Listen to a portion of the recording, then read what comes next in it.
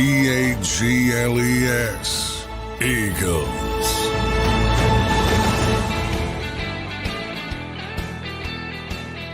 Welcome in, everybody, to another nighttime edition of Birds 365, a Thursday edition, day 2 of training camp, of practice at least, is officially in the books. Johnny Mac, how you doing on this Thursday, man? I know it's been a long day for you. Let's close it out strong here on Birds 365. Yeah, another humid day. This time it was Jeremiah Trotter Jr. balling, couple cramps, but nothing serious there, getting carted off. So it's always a concern when you see somebody carted off, but nothing serious there. But yeah, solid day for the offense again. So back to back, Jalen Hurts was very sharp today. So that was a tremendously positive. It was like a Sam Bradford practice. Ball's not hitting the ground, Zander, Krause. That's baby. That's not a lot of splash plays, but you know, that's always good. And Kellen Moore obviously going with a little bit more tempo, a little bit more short stops. So you should have higher completion percentages in that type of instance, certainly on 7-on-7s. And the Eagles were able to do that today. So, yeah, productive day. I would say the offense, a bit of a surprise early in camp and how quickly they've assimilated and how quickly they've looked sharp. And I guess you could take that negative on the other side of the football, where there's a lot of rotational things going on at both cornerback and linebacker. So maybe that's part of it before they settle down to what Vic Fangio is ultimately going to use. So maybe that's part of it, guys in and out, a little bit more uncertainty. And then, of course, Vic's comments about Bryce Huff has got a lot of people concerned. I wouldn't be concerned about it. Bryce had a sack today, one of the few, I would say, somewhat notable plays. It's tough to say if anything's really a sack in practice, but certainly looked like it would have been a sack. But, you know, he's going to, from Vic's standpoint, and, you know, I don't think the guy, and I think he's a breath of fresh air. He doesn't bullshit. He's honest. And I think people are taken aback when they see that in the NFL, where everything is couched and everybody tries to protect everybody's feelings. And he's like, he's not ready now, but he thinks he will be. And, you know, the second day of training camp. I absolutely love it. But, you know, let's get into some of the other Vic Fangio comments. I thought he had some good comments all day. You know, best players play was one that got some headlines. I thought that was good. The Bryce Huff, though, comments, John, I got to ask you. I mean, listen, I love the Fangio part of it. I love the honesty. I love that he doesn't care about who he's talking up, and he's going to give you the honest truth, at least what's on his mind in that moment. I love that about him. But any concern with what he had to say about Bryce Huff? You know, is he a 3-down guy? Oh, not really yet. Not really. I mean, this is kind of the guy that Howie just paid all this money to. Any concern with what he had to say about Bryce Huff? Well, I think that the full quote, and I'm pulling it up, he said, I think everybody thought he could, and knowing what the floor was just rush downs, but he's taken the challenge on very well. And I do think he has the talent to do what we want him to do. It's just that he's got to get familiar with doing it. So it'll be a work in progress. Does he look like he can do it today? No. I do think eventually he will. That was the entire quote. Yeah. So, you know, if they had what he's saying is, you know, if they had to play on Sunday, he's probably not going to be effective at being the flat defender that Vic wants him to be in pass coverage. Maybe he's not going to be effective in run support until he kind of figures it out. That's what he's saying. And the floor is the rush. They know he's a good pass rusher. Right. They've already seen that. And that's the floor. But yeah, I mean, other coaches, let's be honest, they would couch that in a different way to make people feel better. 100%. Like I don't want to feel better. I don't know where. I'm sure Eagles fans, most of them want to feel better. No, I'd rather be told the truth. Approach. Yeah. Yeah, I'd rather be told the truth.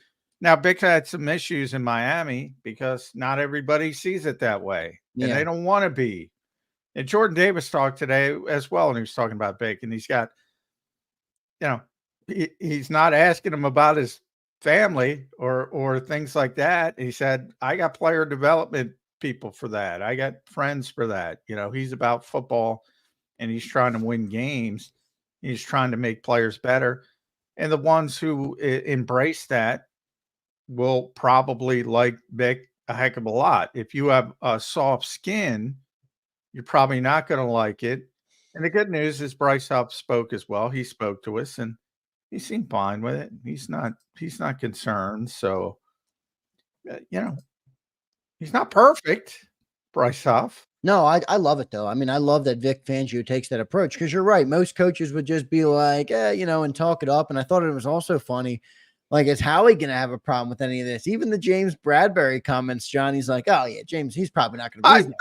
He's not going to be everybody. safety. I'm like, oh my God, Howie's spending all this time to try and build up the persona of James Bradbury to flip him for a fifth or a sixth or whatever. And Vic Fangio just takes the needle and stabs it in the balloon and says, oh no, he's probably not going to be a safety, which is just, listen, sometimes radical honesty, John, can get you into some trouble. That's the truth. So, Oh God, yeah. yeah. It gets me into trouble all the time.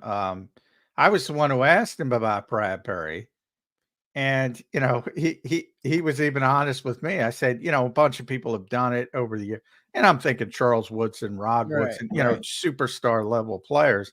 And Vic's right. And he says, well, the truth is, no, there's not a lot of them. And he's right. There's some and very small, but the list of guys transitioning with success is small. And then at the end of it, he's still going to play some corner for us too. And I remember saying on this show, the longer you keep Bradbury, the longer Vic's going to go, this guy knows how to play. Yeah, right. And I got a bunch of young corners who are, on day one, I talked about Paris Campbell was lighting them up with these comeback routes. They don't know how to play yet. And if you're Howie Roseman and you keep keeping Bradbury, you might wake up one day and see Vic's going to use him. I think we're closer to that point than we think. I think that point is, a couple days away with the way Vic sounds when he's talking up there. But no, you're right. It was a breath of fresh air, though. I saw you put that on Twitter. I mean, it's great, especially here in Philly. I mean, listen, I'm not trying to knock anybody else, but when you have a coach like that here that just comes out and says what's on his mind, and you can tell that's what's on his mind, and it's great. I thought it was great. I thought his comments on Jordan Davis were pretty good too, because in the same breath where, he says that about Bryce and he says that about James, and you take him for his word of radical honesty. Well, he said he was encouraged by what he's seen from Jordan Davis and Jalen Carter. So I'm going to take him at his word on that as well. And I thought that was pretty good to hear him say that. I know it wasn't like it was high praise or anything, but he said he was encouraged with what he saw. Yeah. And he's already said that about Jalen Carter. When we spoke to him back in the spring, he said, doesn't matter how we use him, he's going to be good. He's one of those guys. With Jordan, it's more of, he's got to get in better shape to play more because he wants to play him a lot. And he's been very honest about that. And he has gotten in better shape, Jordan Davis. So we'll see how it shakes out when he has to play, 50 snaps a game. We'll see if he can handle it. And you're probably not going to be able to see that until the regular season comes. So it's sort of just the way it is. Yeah, no doubt about it. Anything else that Vic Fangio said, Johnny Mac, that you want to touch the analytics stuff was tremendous. Oh, that was great. I loved how he said nobody else has heard it. Oh, I loved it. We were, off camera. Even your guys, he's like, nope. He doesn't give the secret sauce out to anybody, which is hilarious to me, because he's got so many disciples. Yeah. Right. And he doesn't tell them. But, so that part was hilarious. And, he's old, so people assume he doesn't like analytics. And he said, I love analytics. But then, he was honest and he says, give me anything you want and I'll sort through it and use it as I see fit. Right. But I've been In other doing words, it. nobody's going to dictate me what to Yeah. you do on defense based on any analytics, but I still like them. I still use them. Yeah. But and he said, but I've been doing analytics myself on my own way for years, and I don't share my process with anybody. Yeah. I wonder, so that means he's not sharing his process with Nick Sirianni, but again, or any of the other head coaches he's worked for. Yeah, or any of the previous coordinators we've had who were Fangio disciples. Which I find hilarious. Maybe I'm the only one, but no, I'm with you on that for sure. He said, I think analytics people miss the boat a little bit on what's important, but I'm not going to tell them what's important. Which is tremendous. Yeah, on so many levels. But I remember talking to the Eagles have always been ahead of the curve when it comes to using analytics. And it really started with Joe Banner. And I remember talking to Joe once about analytics, and he's like, he said basically the same thing as Vic said in a different way. And his point was, what a bunch of guys miss, like you can give me the data, but everybody can get the data. Is it actionable? Can you make it actionable? In other words, can you make it help us over somebody else? Like, nobody gives a shit about, with all due respect, and we just had Aaron Schatz on the show and some of these guys who do. All right. Yeah, we see the numbers. Now, how is that actionable? That's what NFL teams are looking for, the smart ones. How does that give you an advantage on game day? And that's the tough part. That's the tough part. Yeah, so good stuff. Vic claims he knows. Yeah, well, good stuff from Vic Fangio. I thought it was a breath of fresh air. It was great listening to him, and I really feel good about where our defense being in his hands. It really seems as though a coach has arrived and is going to coach these guys. Even I forget who said it. I think I read it in the comments somewhere. I didn't see it in person, but I think somebody, I don't know if it was Jordan or Jalen Carter, who said he's already coaching us up when we were out of position, telling us to get over and move over, whatever it is. And I just think that's great. I mean, you need that, and that's good to have a coach like there, especially when you got a lot of young guys trying to reach their potential. Yeah, I mean, the Eagles have had a lot of good defensive coaches. Jim was great. Jim Schwartz, Jim Johnson, Jonathan Gannon was great, despite what people think. They've had a lot of good coaches. So, I mean, Vic is a great coach as well. But I love the honesty part of it with Vic Fangio. And it got him in trouble sometimes. So we'll see. You have to keep an eye on that because it is a different era. Yeah. It's not 1984 when he started. And, some people in Miami didn't like it. So a lot of people in Miami didn't like it. It seems like some of the young players in the Eagles have embraced it, and we'll see if that lasts. Hopefully it does, because he's a very good coach, but you always got to buy in. I mean, that was the whole problem with Sean Desai. Nobody bought in, didn't have the presence, all that kind of stuff. Not that he wasn't a smart guy.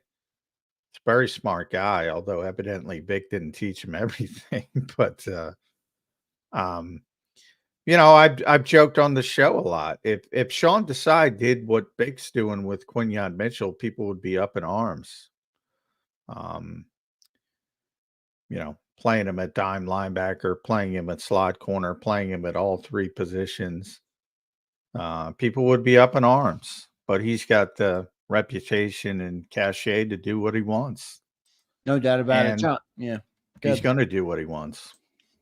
John, anything else in the press conferences today that stood out? I know a bunch of the players spoke. I don't want to spend too much time on the press conferences, but before we move into the on-field stuff, anything else stick out? I wasn't able to catch all of them. Admittedly, I did have some work to do on the back end. I was live at one point, and then we got ready for National Football Show, so I didn't catch them all. But anything stand out to you from the player press conferences? Yeah, I mean, Jalen Hurts, I don't know if I brought this up yesterday. I should have, because it's been one of the things I've been talking about. And ever since Tom Brady came out with that viral clip and that everybody kind of picked up on, um, Jalen hadn't been at control of you know, protection checks and things like that with Jason Kelsey around. And he had mentioned yesterday he wanted to take more of a lead with that now that Kelsey's gone. So Cam Jurgens spoke today, and it seems like, um, it's still a combination thing. They have to be on the same page, but it seems like Jalen wants to take more of a lead with that. And I think that's a positive thing. And I think he's going to take more of a lead because he's got to, I don't care. Jason Kelsey's maybe one of the 5 greatest centers of all time, and he can do it, but I'd rather have the quarterback do it. And I think the Eagles are warming up to that now that you have the ship to Cam Jurgens. So I think that's a positive. Yeah, that's definitely a positive thing. So we'll continue to watch that closely. Keep all you guys updated. I want to welcome everybody in tonight, Johnny Mac. Another nighttime edition, just our second ever following last night's show. So thank you all for being here. Dank and Yale, Twiz the Jigga, Forrest Roth, Jack Straw, Akbar, Divine, Slagger. Appreciate all you guys for being here. Niners all damn days in here. Appreciate everybody being here. Make sure you guys hit that like button. Share the show with a friend. Tell a friend. This is the best Eagles content out there. Best Eagles podcast out there. Stay up to date on your birds. Stay knowledgeable about your birds. So tell your friends and drop a like button for us. Johnny Mac, let's move into the on-field stuff. You started it off in your opening comments. Offense looking good. Jalen Hurts looking good. What did you see out there from the on-field stuff today at day 2 of camp? Yeah, not a lot of splash, as I said, but the offense was very effective, just very crisp, very sharp, whatever term you want to use. The ball, when the ball it did hit the ground. Surgical, John, was the word. I think it was Elliott Shore Parks used. Surgical, baby. Yeah, well, Elliott's counting up the Yeah. stats, which Nick loves, by the way. And I don't think there was one incompletion except for a couple drops. Dallas dropped one, and I forget somebody else dropped one. And I don't think the ball hit the ground the rest of the day with Jalen Hurts at quarterback. Most of it was, as I said, but there were a couple throws to AJ down the field. They had a bang 8 route, which is over the middle sort of slant that hasn't been a strength. That should be a strength because, well, it's ironic. They're very effective when they throw the ball over the middle of the field, but they don't throw it over the middle of the field. So I shouldn't say that, but they should do it more. That was one of the splashier plays, and AJ got downfield 7-on-7s, about maybe a 25, 30-yard gain. Had a classic toe tap from Devontae Smith, which he does so well. So the big guys, sometimes we don't even talk about AJ because he's so good. Yeah. We're all like, he's good. And you move on to the other guys. But very sharp day. Sam Bradford day, I called it, because that's what Chip used to say about Sam Bradford. Not, it goes all the way back to Gil Brandt. Sam was so accurate, and he really was. Especially on 7-on-7s. Ball would never hit the ground. And that was so it was a Sam Bradford day. From an accuracy catching the football standpoint, which is a positive thing coming off of OTAs, John, where it was reported and you watched them in person. Jalen wasn't all that accurate, and the balls weren't coming out on time and on target. And it seems like he's settling into the offense a little bit, right? Getting a little bit more comfortable. Is that the feeling you're getting from the first 2 days? Yeah, he's looked very good. Whatever happens between the spring and the summer. And he also looks in the running game. He looks like his explosive self. So last year, everybody kind of remarked that he didn't seem to have the same juice. And it was understandable after he hurt his knee and he was banged up, but even before that, you go back to week 1 before there were any injuries. He didn't seem like the same guy from a movement perspective, and he looks like he's back to being that guy. And that's a positive as well. That'll obviously make him much more dangerous. So, yeah, all positive for Jalen Hurts at this point, I would say. And the offense as a whole has been, as I said, not a lot of splash plays, but just a lot of good, competent offense. And, maybe that's a good thing, because while people, you could argue the Eagles fell in love with the explosive play and tried to push it to get it too much. If you think about the Chiefs and their shift from Tyreek Hill, the Tyreek Hill Chiefs, to the post Tyreek Hill Chiefs, they had that trouble where they would get frustrated and try to push the ball down the field, and they couldn't. And all of a sudden, Patrick Mahomes kind of figured it out and started taking what the defense was giving them. And maybe that's where the Eagles are. Maybe they're having the same arc. They had so much success with the explosive plays and they fell in love with them. Who wouldn't? You'd rather have an explosive play, but if people are going to play their safeties in the parking lots and they're going to take it away, you got to shift gears. And maybe they've kind of figured that out. John, any commentary, any perspective, anything changed so far? We talked a lot in the offseason about being concerned maybe that they would try and make Jalen Hurts into something he's not. Just based on what you've seen in these first couple days, how does Jalen look? Do they look like they're trying to pull him out of what he's comfortable in? I know we've said he's looked good, but does the offensive style look different for him? And any concern that they are going to try and, change him and make him something that he's not?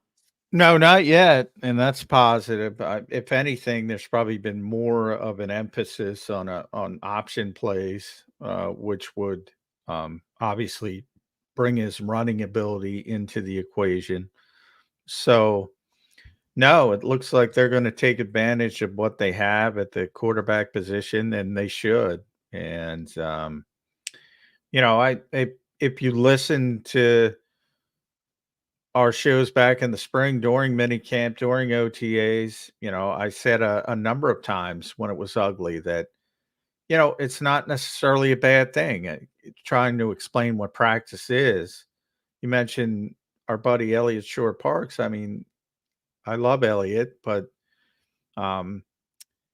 practice isn't, and that's why Nick can't stand those numbers, because it's not what practice is designed for. Your practice is designed to get better. One of the most frustrating things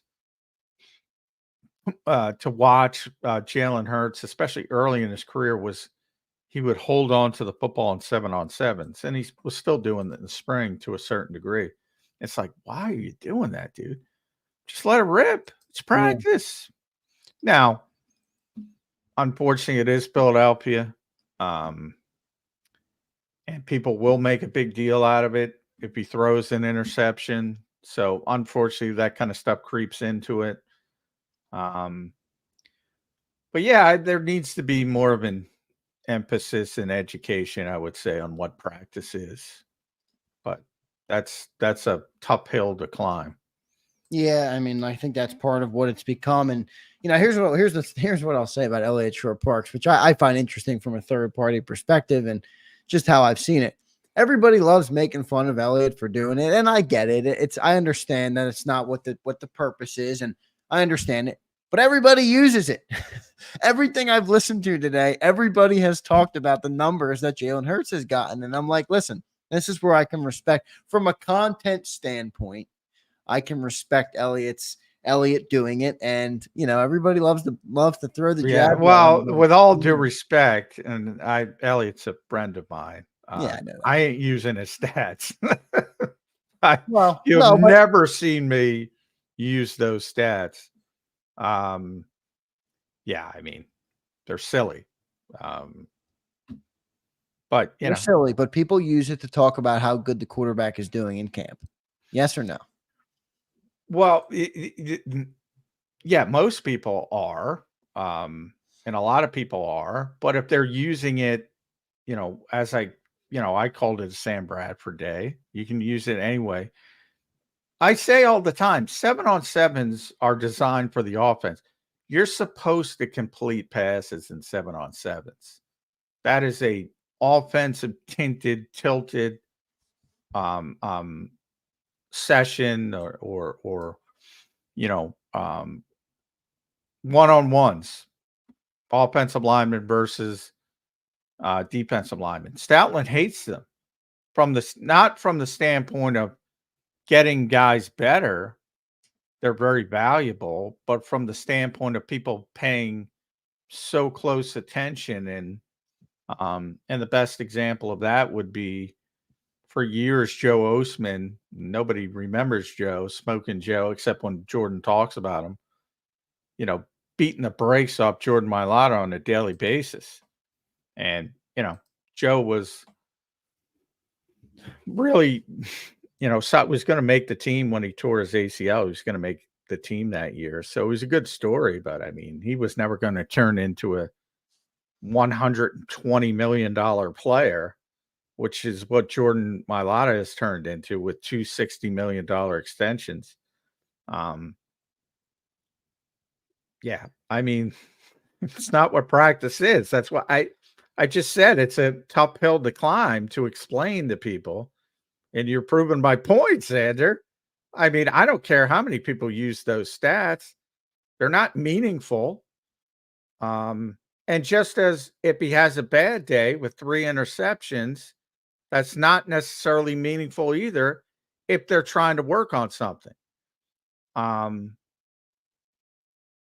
John, you can control your narrative, but you can't control the narrative, and it is used in the narrative. So that's my point. That's all it is. Is that I understand why he does it from a media, from a content perspective. Everybody talks about him because of it, and it works. But I understand what you're saying. It's not your style. It's not your MO. It's not what you're using and how you're analyzing the game. I'm just pointing out. I'm just giving them credit. That's all. I think it's well, cool and you have to, and there's no way even, and I'm at practice every day. There's no way for me. I'm not allowed in the meetings. There's no way for me to understand what the Eagles are trying to accomplish on a particular day, in a particular drill, in a particular period, unless we ask somebody who knows. And sometimes they answer the question, sometimes they don't. It generally happens after the fact. And sometimes they tell the truth and sometimes they don't. If it's Vic, he's going to tell the truth. And that's a good thing to have. But yeah, I mean, practice is practice. People should understand that, whether it's Allen Iverson's conversation or spring training in baseball or that Doug Peterson. I tell the story all the time, and Andy Reid, they would have these 10-10-10 practices where they would literally publish information for the media, because there's a bunch of people that show up one day, 2 days, TV people are coming for one day. And in these 10-10-10 sessions, it was not competitive. It was 10 minutes of the offense servicing the defense and vice versa, and then special teams. And you were just giving them looks, sort of like a scout team approach. And, sure enough, it would be Carson Wentz threw an interception and he's just trying to help the defense and throwing it, I mean, so I can't tell people what to think. I agree with you, but I do the best I can to try to educate as many people as possible. And the ball didn't hit the ground today. That's never a bad thing. Yeah, especially when you have a new offensive coordinator in here who's, Jalen made the comments, 95% new, whether it is or not. I think part of that has heightened where we are. And, people like hearing that Jalen Hurts is having a couple good practices here. And I think it's a good thing. I think it is a good sign that he's getting more comfortable maybe in the offense, regardless of if it's practice or not. I do think there's some things you can take from it, especially as a fan or somebody that's not down there every day and doesn't have the, the ability to be there and watch every snap. Oh, you can take. I'm not saying practice is very important. You can Yeah. take a lot of things from practice. Stats on practice are not valuable. Yeah. I Are not understand. meaningful. There's so many there's so many plays that should have been whistled dead, that should be whistled dead, that aren't whistled dead. There's so many because they're trying to protect the quarterbacks, they're trying to protect the players, or vice versa. There's so many plays that are whistled dead that shouldn't be whistled dead, and maybe who knows what it could have been from the offensive perspective. Yeah, that's all I'm trying to say. Their practice numbers are meaningless. That's all Johnny I'm Mac, trying to say. Not practice. Practice is very important. Johnny Mac, let's go to the defense. What'd you see from the defense today? There was a couple storylines I want to get into with it. Obviously, the main one for me was that Keely Ringo got the first reps at right cornerback opposite Darius Slay. So I thought that was interesting that they're doing some rotation back there. But what did you see from the defense today overall? Yeah, we'll see. They did the same thing in the spring. We'll see when it settles down, if it settles down. As far as the rotation, tomorrow, I assume they're having a walkthrough tomorrow, so it might skew things a little bit. And then we'll be back in there on Saturday. Who knows? And the walkthrough might be Quinyon. He might be the third. Because he's getting first team reps as well. So it looks like they're going to continue to try to figure out what their best option is opposite Darius Slay. And we'll see when he settles down. I think that's part of the problem, though, when you talk about Vic and the defense versus Kellen in the offense. Kellen pretty much knows what his offense is going to be. And Vic's just trying to figure out what his defense is going to be and who's going to be those meaningful players. I mean, everybody got first team reps at linebacker today. Yeah. Everybody, except Oren Burks because he's hurt. Jeremiah Trotter got first team reps before he got hurt, but his was just a cramp. Don't be concerned. Ben Van Sumeren, again, second, he got some. N'Kobe got more. He keeps getting more and more. I think, it's pretty clear that the favorites are going to be Devin White and N'Kobe Dean, I think, to be the linebackers. But they're giving everybody an opportunity. Everybody. And that means, there's not as much continuity when you have these constantly rotating bodies. So when Vic finally decides where he wants to go, I think that's when the defense will need to take off. But yeah, they haven't been nearly as impressive as they were in the spring. And again, maybe that has to do with the fact that it seemed like Kellen Moore was forcing to do Jalen Hurts things he was uncomfortable with. So we talked about Reed Blankenship was, there's so many interceptions, so many tip balls, so many dropped interceptions. You're not seeing those same throws. And all of a sudden the interceptions have evaporated. They haven't thrown a pick yet, any of the quarterbacks, in two days of practice. So, that's sort of goes back to the practice discussion as well. What are you trying to accomplish? What are you trying to do?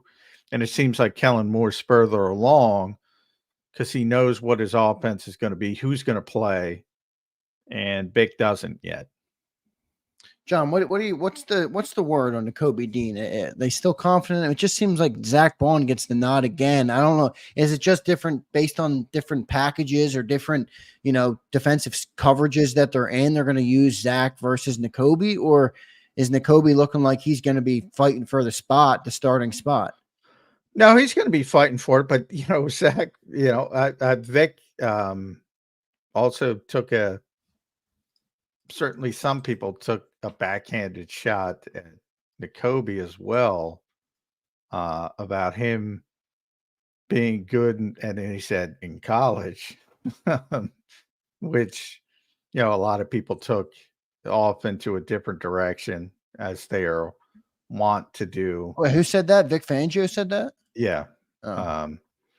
Which is, you know, he was a very good player in college, and he hasn't proven anything in the pros. It's No. not incorrect. Again, No. he's telling the truth. But yeah, you know, even though they rotated at linebacker and excuse me, a cornerback, and Kaylee Ringo got the first rep today. Again, I think people get caught up in that. I think if you talk about overall reps, I think there's been more shifting at linebacker than at corner. So even though they started each day with Devin and Zach, Right. there's been more first team reps for the other guys. And they keep increasing for N'Kobe. So, and that goes back to the spring as well, because Vic kind of explained he was not 100% yet in the spring, and he missed the start of OTAs, N'Kobe Dean, and he was only back for the last two practices. I think he was fully cleared. So, you know, he's just, this is the first time he's had him at 100%, and I think you're going to see his first team reps increase. It's probably going to be a 3-horse race with Devin, N'Kobe, and Zach. But they're even giving the other guys, Ben Van Sumeren and Jeremiah Trotter, an opportunity. So, you know, that's it. Yeah, I'm looking for it. Here it is. I like Zach. He's a guy that's played very little inside linebacker in his career. We think he can do it, and he said that pretty consistently, Vic, since he got Zach Bond. Obviously, Devin has had a career where he has done it. N'Kobe has shown that he could do it in college. Really hadn't had the same opportunity to do it here because his first year is behind two good players, which is true. And last year he was injured. So completely factual statement. But people, it's funny, Zander. People do not like, they think they like it and they think they want honesty. Yeah. But when they get honesty, because I had like 5, 6 people come up to me, and I'm talking about people in the media who said, boy, that's a shot. And I'm like, is it? Or is it? That's John. That was my takeaway on the Bryce Huff comments. It wasn't, he never said Bryce Huff can't do it. He never said Bryce Huff doesn't have the talent. He just said Bryce Huff hasn't been asked to do it in the NFL. He doesn't have experience doing it, and it's a work in progress. We think he can do it. And it was, like I said at the beginning, it was radically honest, and not everybody can handle that. Well, and that's part of it. That's what I think, fans and even certain media members have gotten to the point where they're so used to coaches protecting their players at all costs that when they hear just laid out honesty, they're taken aback by it. Like the Hard Knocks is a good example of this. Every single team in this league has honest, frank discussions about their talent and their personnel. And there's some negatives in those conversations. Nobody wants them public because of the reason you saw that happen to the New York Giants. All of a sudden, people are like, how could you talk that way? How could you disrespect so-and-so? That's the nature of the game. I mean, like I said, the Eagles probably had some negative conversations about Hassan Reddick before he got traded. Yeah, right. You roll a camera on them. Yeah, people. And they don't want them public. Yeah. It's funny, when people are honest. And again, Vic said nothing wrong, whether it was about Bryce Huff or N'Kobe Dean, but people took it as it was wrong. And wrong may be the wrong word, but you get my point. People took it with a negative connotation. Yep, exactly. And it's crazy because there's so little of it. It becomes perceived as negative. John, we're going to go to our first timeout. I want to wrap up this overall open. I just want you to kind of, for anybody that watches this after and for the segment that I pull individually, we normally do who won the day, offense, defense. You have the offense winning this one again? Yeah. So 2-0, and the offense is 2-0. Yeah, 2-0. Another one of my favorite. Who won the practice? Yeah, 2-0. 2-0 for the offense. Well, 2-0 for the offense. So they looked pretty good. I thought it was all positive stuff. Stay tuned, everybody. I want to thank everybody for being here. Make sure you guys drop a like on the show. If you're listening on the podcast, make sure you leave a review. We appreciate you guys for listening and for watching. We're going to come back. We got a lot still to talk about here on this nighttime edition of Birds 365. We'll be live here till 8 p.m. Still got to talk about the wide receiver 3. Johnny Ross was out there today. A lot to talk about still with, Cam Jurgens. Apparently he was doing some pulling. So we'll talk to John McMullen about that. Stay tuned, everybody. Birds 365 will be right back. If you missed any of today's show on the JAKIB Media channel, listen to the podcast on your way home. Available on YouTube, Apple, and Spotify.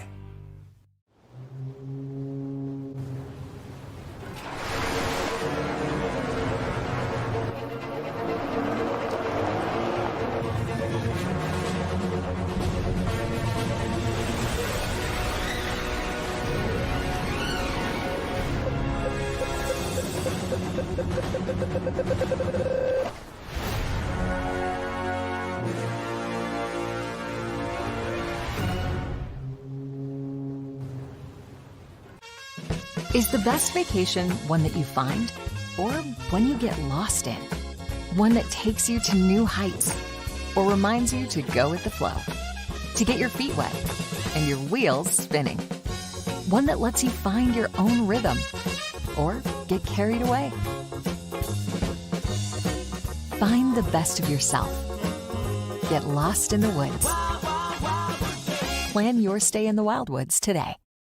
Win and save this baseball season from Colony Pools and Power Washing, a local company serving Delaware, Delco, and Chester County since 1970. Are you tired of looking at your green house? Is your roof, siding, deck stained green from algae and mold? Let the experts pressure wash your home and take the pressure off of you. Win with Colony Pools and Power Washing. Call them now at 302-762-2250. That's 302-762-2250. Go passionately. Go fearlessly. Go confidently. Go Birds! Go confidently towards your goals with First Trust, Philly's hometown bank for nearly 90 years, and the official bank of the Philadelphia Eagles. We're focused on getting you over the goal line. So go with conviction. Go with trust. Go Birds! And go forward with us by your side. First Trust Bank, the official bank of Philadelphia dreams. Oh, and go Birds.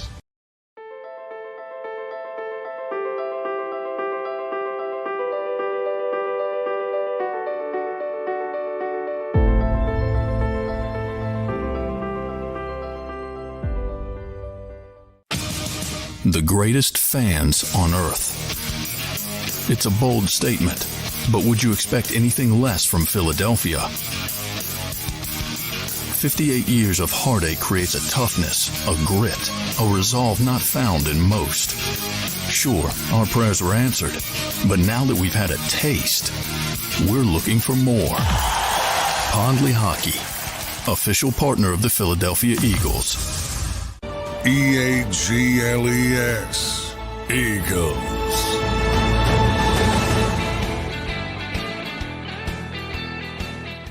Welcome back in, everybody, at Birds 365, a special Thursday edition here live for you on the JAKIB Sports Network, coming to you live from 6 to 8 tonight because Johnny Mack has been down at NovaCare, working hard all day following this football team, covering their second training camp practice. So good stuff here tomorrow morning. Just a programming reminder for everybody. We will be back live 8 in the morning, back to our normal time slot tomorrow. So for anybody listening, we will be back 8 a.m. tomorrow morning, and that will close out the week strong. And we'll probably do a couple pieces of content over the weekend for the practice. Don't worry, we will not leave you hanging. We will definitely cover the practice through the weekend. Johnny Mac, what is the schedule through the weekend before we dive back into day 2 here? Saturday they are on the field practicing. Sunday the players' first day off. So Saturday practice, no practice Sunday. So Saturday they'll be down there. Same schedule in the morning where they'll be down there for a 10 a.m. practice. Yeah, 10 a.m. Yeah. Got it. So we'll see how that breaks out. We will see what goes on this weekend, and we will keep you covered here on JAKIB Sports. And as I mentioned, tomorrow morning, 8 to 10 a.m., Birds 365 will be back. Just a walkthrough tomorrow for the Eagles, right? Yeah, just a walkthrough. Which means what on day 3? On day 3 of training camp? Well, means no media availability. Basically, from right? Yeah. Perspective. So, no reporters will be down there, so you don't have to worry about checking your social media feeds or anything of that nature, or those those who call other people's social media feeds. They can take the day off as well. Yeah, no reporting access tomorrow. Got it. A couple good questions in the chat. John, how long did the practice go today and yesterday? Yesterday was around 70 minutes, right? What was 70? Today was 78. Was supposed Nice. to be 75. So they went a little bit over. And then there's a developmental period at the end, which is 6-7 minutes on top of it, where some of the third, fourth string players who don't get any reps during the practice get a chance to shine a little bit. So the Eagles generally do that after every practice, but the full portion was scheduled for 75. It went 78. So right where it should have been. And, a little bit different this year, but there hasn't been, I think there was this assumption it was going to be drastically different. The Eagles organizational philosophy is not going, they're always going to be at the low end that's what of time on the field. And Nick kind of explained that earlier in the spring with us. There might be a little bit more with the two new coordinators, and there probably should have been a little bit more last year. And they've adjusted that, but it's not going to be dramatic or anything like that. Yeah. So how's the intensity level of the practices, though, John? I mean, is it higher or like you said, just a little bit different? Not much, though.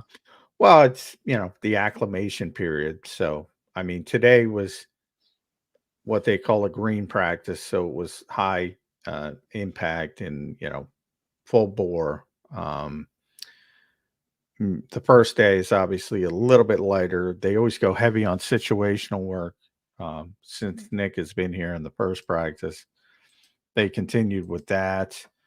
They haven't done a ton of red zone yet, so we'll probably get to see that pretty quickly. And that always excites people because when you do a lot of red zone, you get a lot of touchdowns. Right. So again, when Elliott Shore Parks pops right back up into the mix, Johnny Mac. yeah. Well, if you're in the red zone, it's easier to score than I get it. if you're going 70 yards. So, but yeah, typically they do more red zone at the start of camp. They didn't do it this year. So that was a little bit of a change. Maybe that's got to do with Kellen. Just likes to do things a little bit differently. But yeah, touchdowns excite people. Yep, no doubt about it. 78-minute practice. Here we are talking about it for 120 minutes. 78 sounds long until you realize that's really not that long. Bird 365 is live for 2 hours every day. But good stuff. It used to be 2.5 hours. 2.5 hours. Is that what they used to be back when you were first? Yeah. Oh, yeah. And then you'd have an afternoon practice. Yeah, right. Which would go another hour and a half or hour and 45 minutes. How long ago was that? Well, they were still doing it, all the years go together. They were still doing it when I first started, which would be mid-90s, and then pretty quickly scaled back to what they have now. And it's basically when they cut down 2-a-days, which would have been 3 CBAs ago. So it's been a while. It's hard to remember those days now. Yeah, definitely been a while, John. We're going to dive into some of the position battles, some of, the wide receiver 3 talk. We're going to dive back into the cornerbacks a little bit, get into the linebacker play. Cam Jurgens yet to talk about. Mekhi Becton. I want to talk to you about Landon Dickerson, by the way. That was the one thing we missed last night. I didn't even ask you about the lacerated toe, which I guess is a fancy way of saying I have a cut on my toe. But we'll get into that, all that stuff. I mentioned the injuries at the start. Did we end up mentioning? Yeah. I wanted to ask you, though, what the hell does a lacerated toe mean, and see if you means he cut his toe. Yeah, just probably slip and sliding. That's what everybody was speculating. Yeah, because that came out that he had some slip and slide party. But John, I want to ask you a general question. What's your general feel on the offense right now with Kellen Moore specifically? Do you feel like it's an offense that's going to work? Do you feel like it's an offense that is going to take shape? How different is it going to look? Do you feel like Kellen has a good sense of the personnel he has here and how to use them? It's way too early. I mean, look, we've talked about it a lot. I mean, he's got significant talent and he's got significant expectations. So yeah, what comes along with that talent? So is he going to utilize them correctly? I don't know. One of the biggest, I wrote about the biggest surprise over the first 2 days to me has been Grant Calcaterra. Seems like he's going to be the tight end 2. And they've been using a lot of 12 personnel as well, which maybe kind of shifts from the fact that they realize that wide receiver 3 position is a little bit weak. So maybe they're going to use more 2 tight ends. They seem to really like Grant Calcaterra, and the guy's had 9 receptions in his first 2 seasons, I think. So kind of unproven. I'm a little bit surprised that hasn't been a competition. We've talked about all the competitions. That really hasn't been a competition. The backup tight end spot sometimes is starting tight end if you're playing 12 personnel, right? Because you have 2 on the field. Hasn't been a competition. It's been all Grant Calcaterra, and that's been a little bit of a surprise. But when you talk about him utilizing, today was a big Kenny Gainwell day. We talked about how good Saquon was day 1. Can he do it? Can he do it? Can he do it consistently? Well, he wasn't really used as much consistently today. So, it was more of a Kenny Gainwell day. So if you're asking me how he's going to utilize talent, I have no idea. I don't think anybody has any idea. It's 2 days in. AJ is going to be a big part of it. Devontae is going to be a big part of it. And Jalen looks very spry. So that's all positive. But as far as the ancillary guys, and to me, everybody's ancillary except those 3. To be determined. Johnny Ross, John McMullen was running today with the first team, right? He was wide receiver 3 today to start instead of Paris Campbell. Well, they again, they've been using a lot of 12 personnel, so they both played outside, they both played inside at times, because sometimes they only have 2 wide receivers on the field, and they don't want to burn out AJ and Devontae and use them on every rep.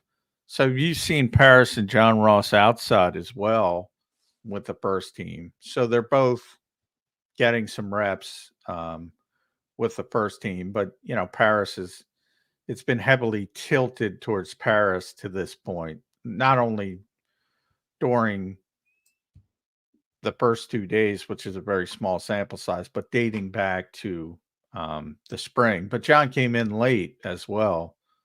He was a rookie. He was at rookie camp as a tryout player. They didn't sign him right away, and then he brought him in a little bit later, and he showed some things in the spring, and you can tell he's got, as Howie would say, those traits in his body that he once had when he was a top 10 pick. But yeah, I mean, Paris was great on day 1. You didn't see much from either of them. Today was more of an AJ Devontae day. And yeah, which I thought was exciting. I mean, I said that this morning on our preview show, but after you dropped off, I'm like, I'm not worried about AJ or Devontae, but it would be nice to see some headlines that they are making some big throws. And we certainly got that today. Seems like both of them had a pretty good day. Yeah. So when those guys are eating, it, makes it more difficult for everybody else. But I don't think that's a bad thing. No. Other than, who cares? I mean, there's certain guys, and I hate to be, I know AJ can play. I know Devontae can play. You almost wish you could put them in bubble wrap until it counted, but you can't. And it's doesn't surprise me when they make plays. John, let's real quick hit this super chat and then we'll move on. I got another couple other topics to hit you. Does Jalen like Kellen? Any inclination here to answer this question? I don't know if there's a way you can answer that question. How the hell do we know? I don't think. Does he like him as much as Brian? Probably not. But what does that matter? It doesn't matter. Does he feel like he can help him win games? I think that's what's most important. Yeah. I mean, he's known, Brian Johnson's a family friend. He's known him for a long time. And, and it didn't work. So I don't think that's an important part of success on the football field necessarily. No, it's not at all. I don't care if you like me. I think respect would be more important than like. I don't think like matters much, but no, yeah, respect is more, and you don't want the coordinator and the head coach to be friends with the players. A lot of people brought that up about Press Taylor back, and he was too close to Carson, and even Alex Tanney wasn't ready because he was fresh off the field and was considered more of a peer than a coach. I don't know if it, and Jordan Davis said that about Vic today. It's like, yeah, we don't talk. We're not, he's not looking to be my friend, and I don't need him to be my friend. You need him to be, essentially it's their boss. It's a weird dichotomy typically. Yeah. Because the players make more than the coaches, but the coaches are their bosses. And it's not, respect is a good word. I'm glad you used it more than like. Yeah, for sure. Does he respect Kellen Moore? Yes, I think he respects Kellen Moore. Yeah, and I think that will boil down to whether Jalen believes Kellen can make him a successful quarterback or not, and their team a successful team. And I think Kellen Moore can. So hopefully that respect remains intact. Let's go to James Carver, $20. James, thank you, man. Appreciate the super chat very much. As always, one of our biggest contributors, everybody, is James Carver. And we appreciate his support of the channel all day long. We appreciate that, James. He says the videos you've taken and posted have shown Jalen's placement of his balls to Saquon have been perfect. That's been my biggest takeaway besides Vic talking about JD having significantly more bend and movement than he'd ever seen. There's James Carver. Thank you, buddy. Appreciate that. There's James Carver's takeaways. I don't know what you have. What are your thoughts on the check down and how Jalen's been using it? I have heard a couple other beat reporters who were down there say he's been using the check down more if he doesn't like what he sees versus just taking off and running. I don't know if that's just because it's practice, but what have you seen from Jalen when it comes to the check down?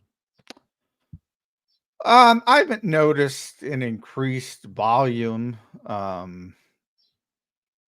I think the increase I see is more the option game, which I think has been some kind of interesting tweaks from a running perspective. And we'll get a better indication there because they don't have pads on yet. I don't think you can really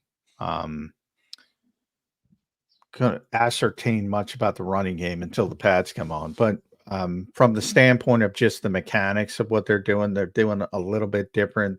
And there was a big play where, as I said yesterday, the defense sort of was drawn to Saquon with a big pitch, and Jalen held it and got a big gain. And if that kind of thing can happen, I think that's a positive. I don't think you're going to see this quarterback dump the ball off to the running back a ton. It's just not in his DNA as a player. And I think forcing him to do it to make others happy is a bad way to go about offense. What if it's not to make others happy, though? What if it's trying to make, What if it's to try and make your offense get better, or you know, look, it's the old adage. I mean, Tom Brady, he made tons of bank on the check down. Dak Prescott used the check. Most quarterbacks. Yeah, but they don't have the check down. ability to do what Jalen does. Yeah, but I'm not saying to take that away from Jalen completely, but can you add that to his game? It's a fine line. Yeah, right. It's a fine line. I mean, you know, and it's almost like you can check it down to the running back, and I'm sure they'll do more of a swing pass more than a check down. I'm talking about a check down, like a check down from, you know, 1, 2, 3 progression. If you want to get to 4 progression, which they're unlikely to do, that's a true check down. I'm not talking about a swing pass, or that's sort of an extension of the running game, which the Eagles have done a lot. And when fans like the coordinator, or they like the effectiveness of the play, it becomes a a smart decision. When they don't, it becomes a stupid decision. You'll probably see more designed swing passes because you have Saquon, maybe even Kenny. I argued last year that some of those bubble screens should have went to DeAndre. They never really did. Because in theory, he would be more equipped to break that first tackle as a running back. Maybe that happens with Saquon. But as far as, like, to me, when you say check down, that means not designed. That means you're looking for AJ, you're looking for Devontae, you're looking for Dallas, and something's not there, and you check it down to the running back.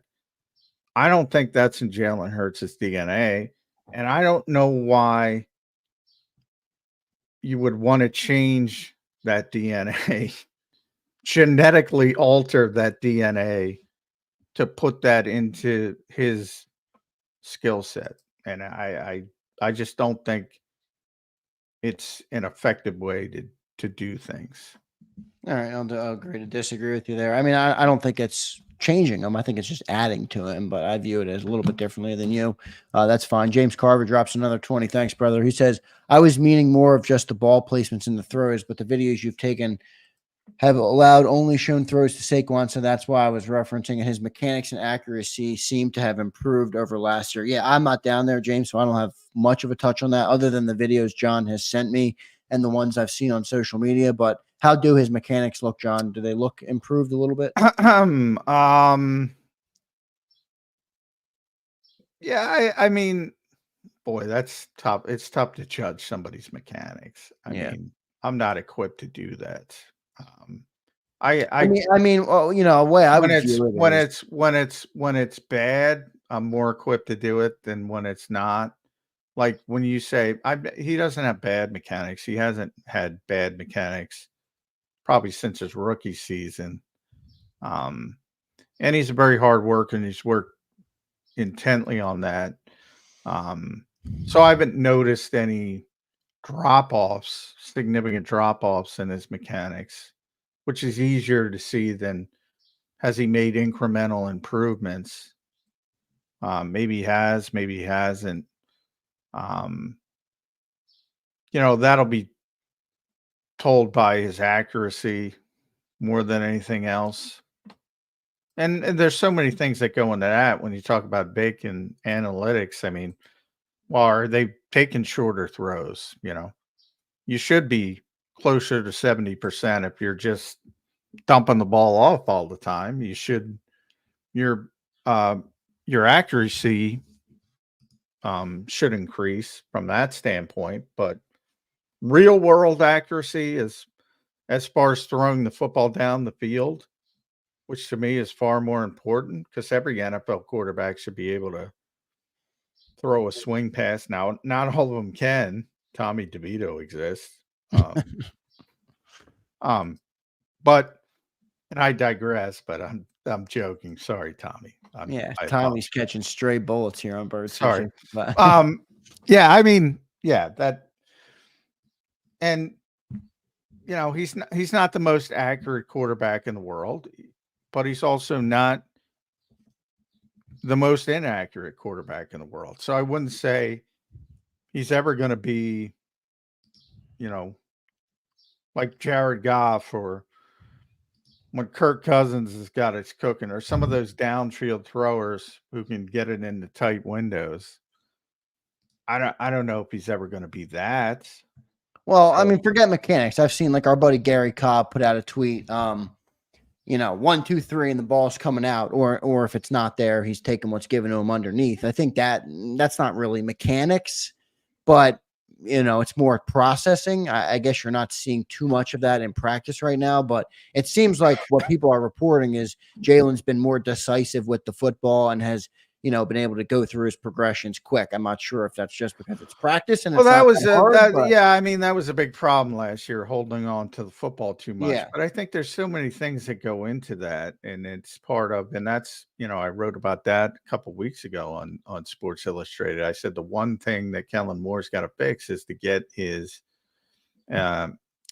release time back to where it was in 2022, where it was middle of the pack versus where he was last season, which was second behind Justin Fields as the least likely to get rid of the football.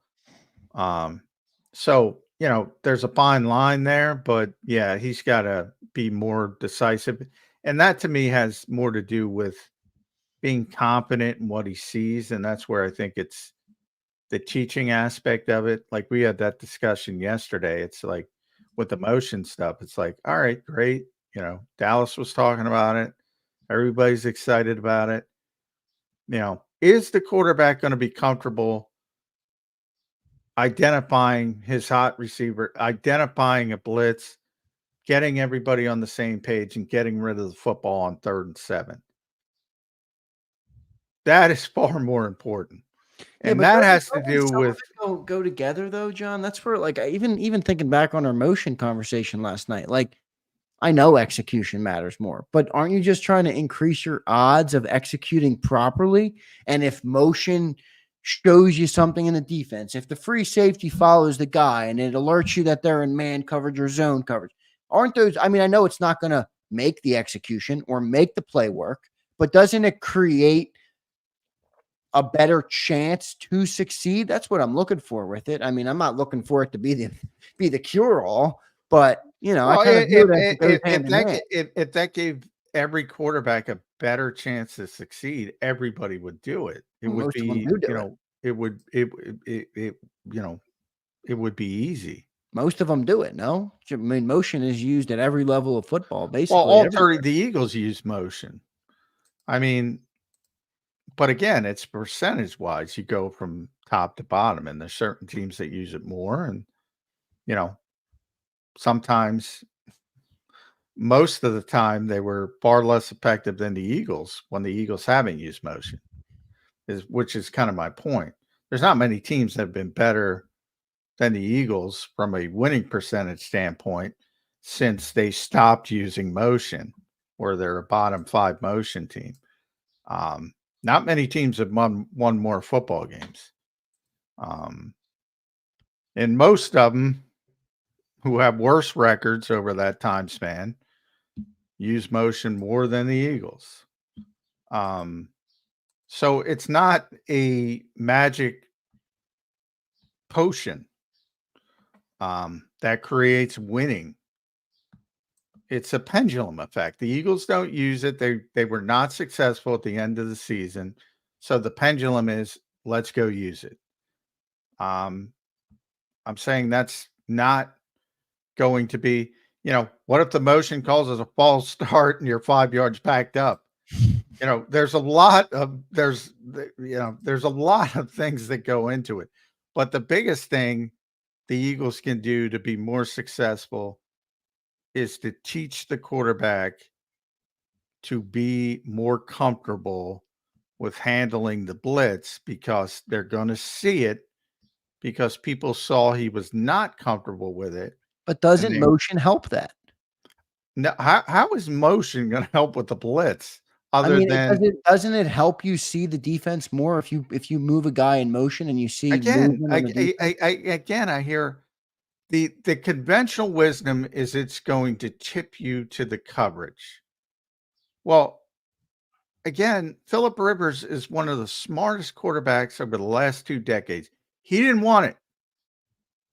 He didn't want it because it mucked things up from his perspective. He wanted to use formations to identify Yeah, what he well, was Jalen seeing. Hurts isn't Phillip Rivers. I mean, Phillip Rivers is But I'm different style saying of quarterback. it doesn't matter. What I'm trying to say is it depends on the quarterback. It depends on the quarterback.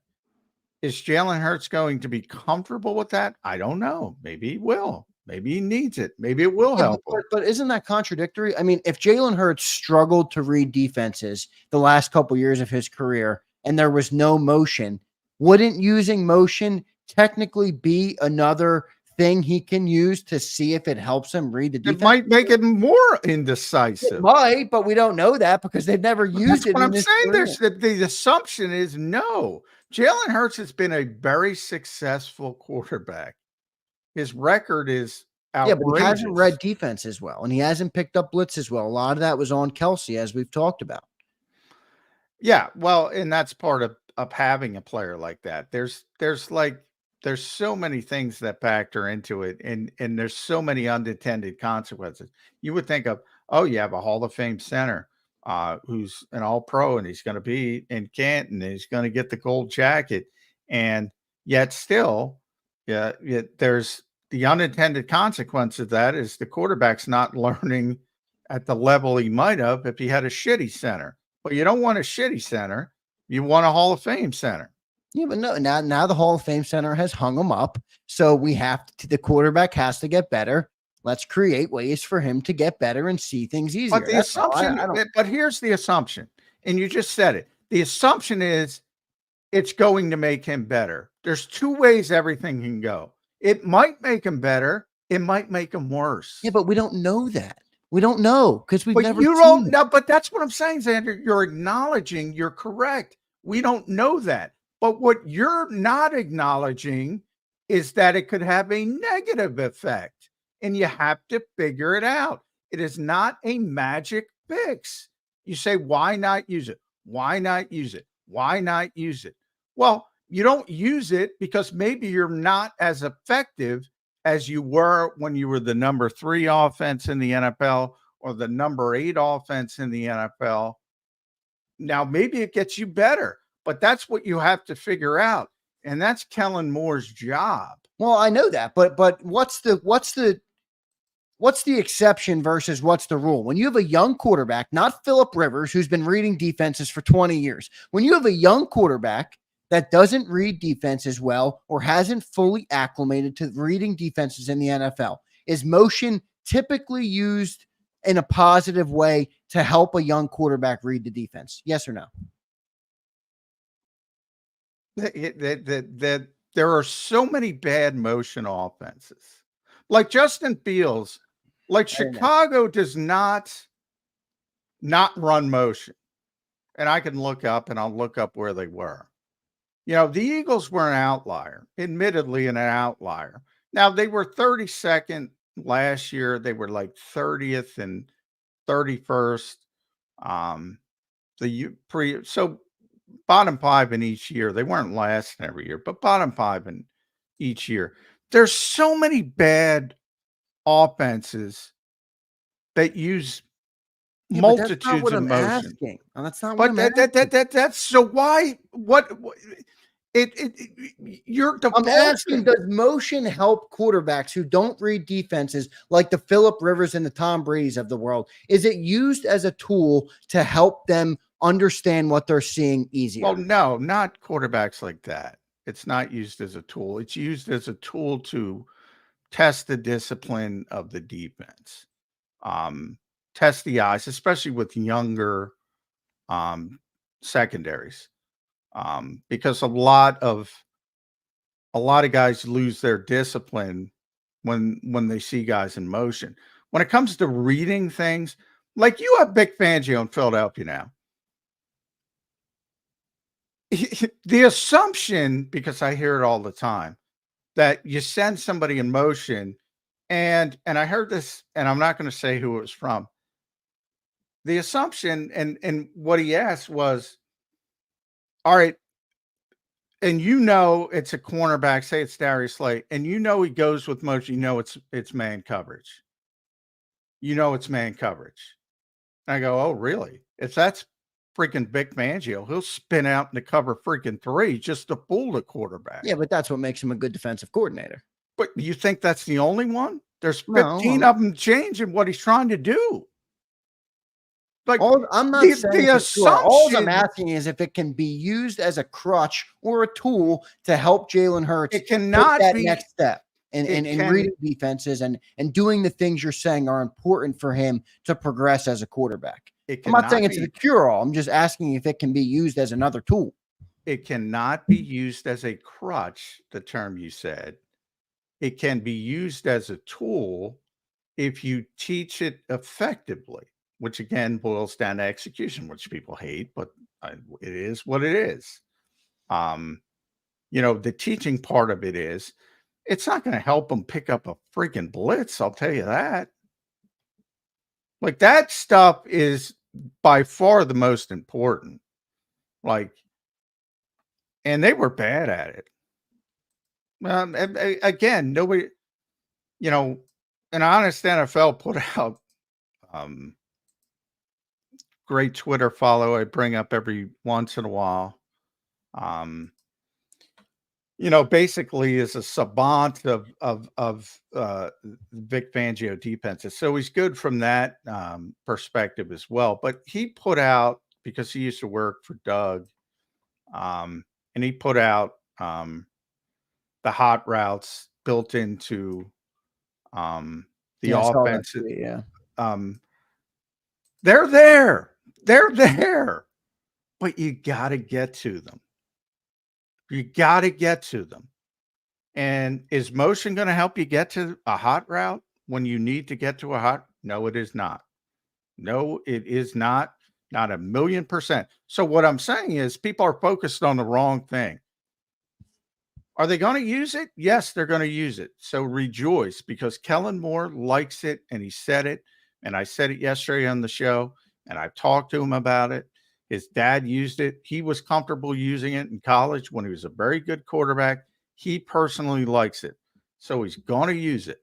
So people can have you're going to have your cake. We can see if you can eat it too. I don't know if it's going to be successful. But what I'm saying is, what the Eagles have to fix, they were already successful. And if they would have fixed what they were unsuccessful at, we wouldn't be talking about motion. But they didn't fix it. And that's what he's got to be more focused on. And to Kellen's credit, he said this, and again, you can go back to, the Eagles post their transcripts when we interview these guys. And, when we talked to Kellen Moore, he was very honest. And when he said, what's the most important part of the offense? And he said, clean operation. And he wasn't lying. So again, it's a shiny bauble and people are going to get excited by it. But there is a damn good offense that was here. And it would have been damn good last year, even without motion, if they figured out how to pick up a freaking blitz. But you're saying it's not going to help with that at all. Learning how to pick up the blitz. Not from what? How? Explain to me how it's going to help them pick up a blitz. Explain to me how it's going to get Jalen Hurts comfortable getting to the right call in the right situation. Well, I don't know exactly what it would be like, but if you move a guy on offense and somebody follows him on defense, it might be easier to pick up whether in zone, they're in man, and it might create. Well, I just said Vic is going to eat you for lunch if that's your assumption. That's your assumption, because isn't reading defenses mostly assumptions at this point? Then, if that's the logic you're going to use, I mean, how do you read a defense then if you just line up and you see certain people based in all over the field? Well, they'll eat my lunch if I assume wrong. Well, yeah, you can say that about every time you read a defense. No. Well, yeah, in theory, that's what I'm saying. But again, when there are certain guys and I talked about it with Luke Kuechly from a defensive perspective, Tom, obviously Peyton. No, they're not. They're ahead of the game. They know what they're doing. Everything ultimately is an assumption. Everything in life is a percentage, as Tom described it. But you know what that percentage is. And based on that percentage, you know where to go with the football. And is it, are there going to be outliers where you're wrong? Yeah. They're not robots. Yeah. But the majority of the time, they're going to be correct. And I'm not trying to say that at 26 years old, that Jalen Hurts should be Tom Brady or Peyton Manning.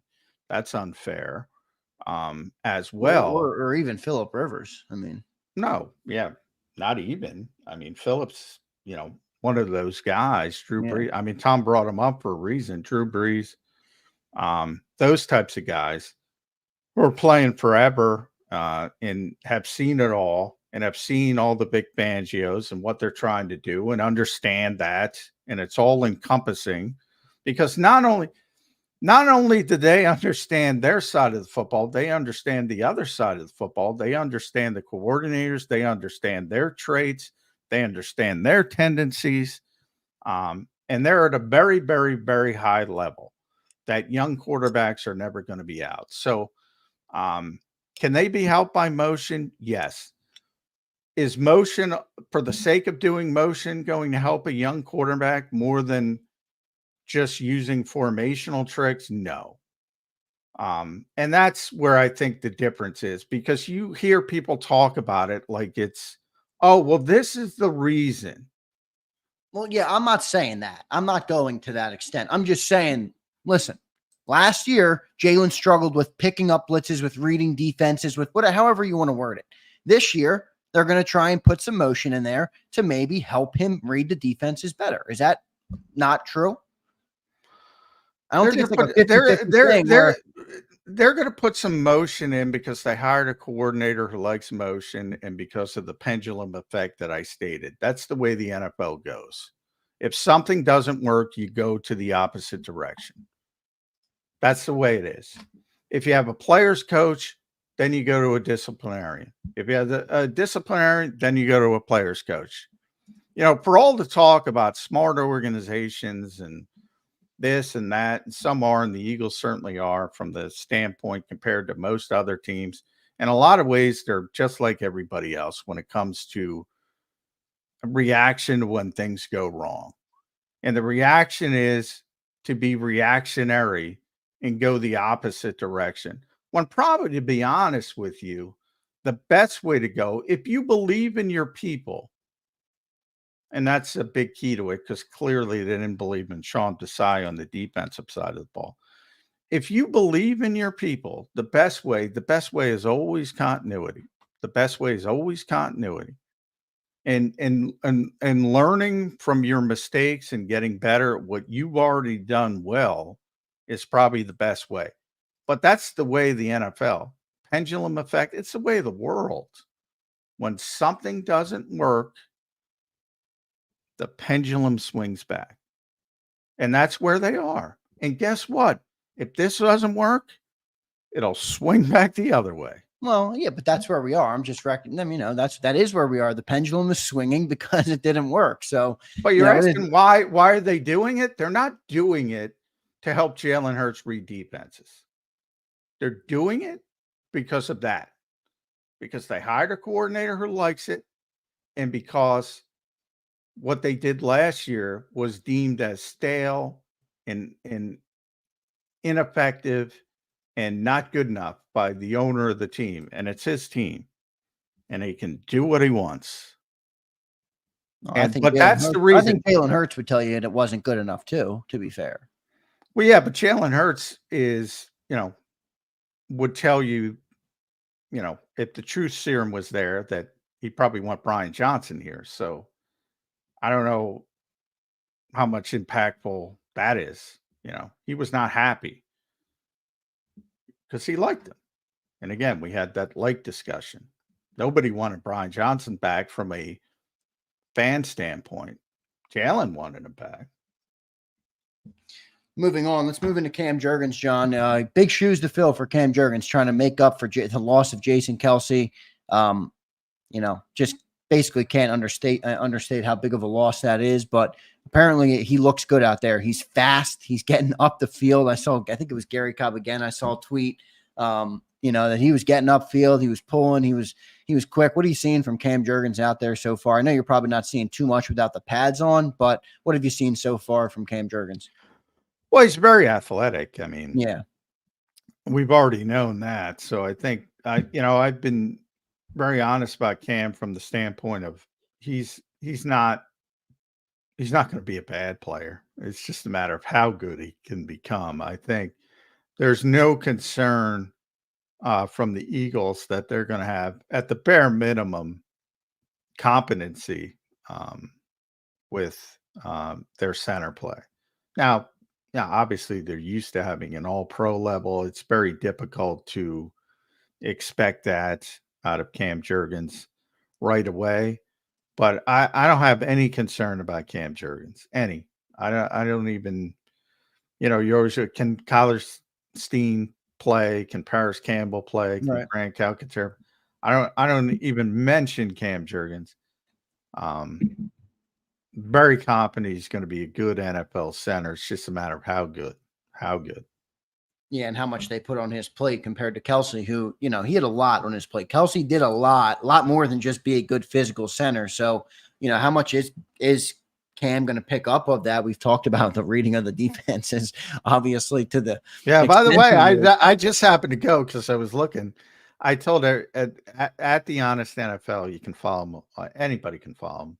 And he's very helpful. You can even ask him. He'll send out diagrams. He'll send out actual. Yeah, he does. He puts out a lot of stuff. It's good. He'll help anybody who wants to help. He just happened to put up, had nothing to do with what I'm talking about. Vic Fangio's ring concept on defense and the mechanics of it. This is the crap you're dealing with if you're a quarterback in the NFL. And when it works, it is freaking complicated and a pain in the ass to deal with. And that's where I'm saying this mentality of, they're going to send Devontae Smith in motion. You're going to know what defense they're in. Yeah, there's some bad coordinators, some really bad coordinators. And, maybe it's the case with a very small percentage of them. But then you got the Vic Fangios of the world, the Jim Schwartzes of the world, the people are going to adjust and do some things. It is not easy. It is not easy. And that's what makes the Bradys and the Mannings and the Rivers and the Breezes amazing. Hall of Famers. That's what makes them Hall of Famers. Because these guys, they throw some, and you've already seen it with Vic. He throws some things that are going to confuse anybody. 10-year veteran rookie, but certainly rookies are not more equipped. But I was a little disappointed at Jalen Hurts' development last season, handling stuff like that. And I think the people who did wanted Nick Sirianni out of here, I think you should point to that more than the sort of, eyewash stuff. That's not as important. That's my only point. I get it. Understood. Let's go to our last commercial break. Johnny Mac will come back, wrap up. We have 30 minutes left to go here on this nighttime edition of Birds 365. Thanks, everybody, for being here in the chat. Make sure you guys hit the like if you're enjoying the show. We appreciate you being here. We'll come back. I know we have plenty of new listeners compared to where we had in the open of the show. So we'll kind of run back through each thing, offense, defense, what stood out to John today through 2 days of training camp, and then we'll get out of here. And then back tomorrow morning at 8 a.m. So back in our normal time slot on Birds 365 tomorrow. Thanks, everybody, for being here. Stay tuned. Last segment of Birds 365 coming up next. If you missed any of today's show on the JAKIB Media channel, listen to the podcast on your way home. Available on YouTube, Apple, and Spotify.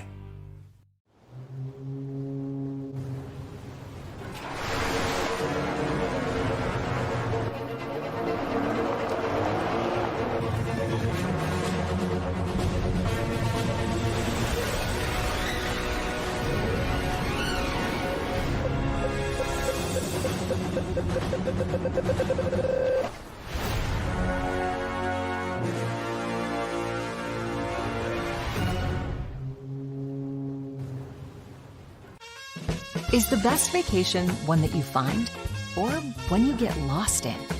One that takes you to new heights or reminds you to go with the flow? To get your feet wet and your wheels spinning? One that lets you find your own rhythm or get carried away? Find the best of yourself. Get lost in the woods.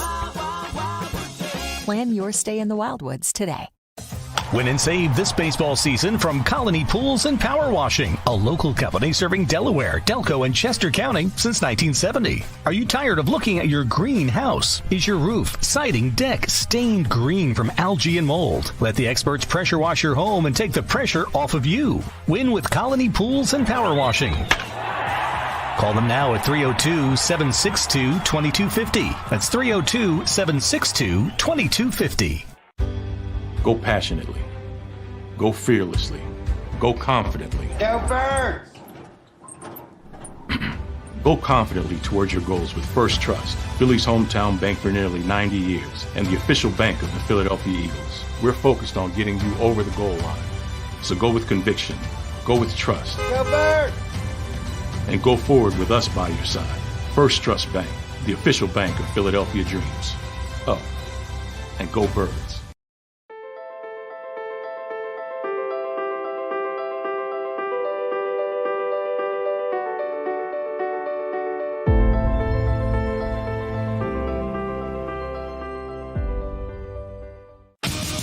The greatest fans on earth. It's a bold statement, but would you expect anything less from Philadelphia?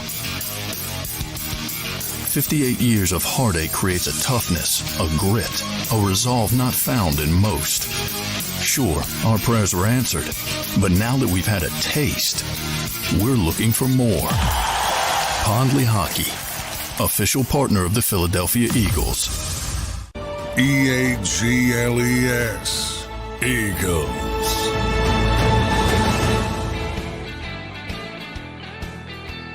Welcome back in, everybody, to Birds 365. Appreciate you being here. A special nighttime edition of the show. Just today and yesterday were a nighttime edition. We'll be back in the saddle in the morning, tomorrow morning.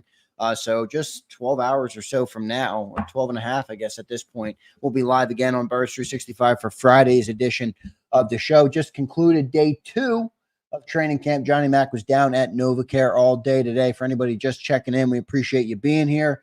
Jack Straw, Jaron, D. Eagle, Richard, showing up. Appreciate everybody. Anybody I missed, didn't mean to miss you, but we do appreciate you being here. Johnny Mac, let's run back through the day today. Started with Vic Fangio talking at the podium. Brutal and honest and open. Yeah. I loved every second of it, Johnny Mac.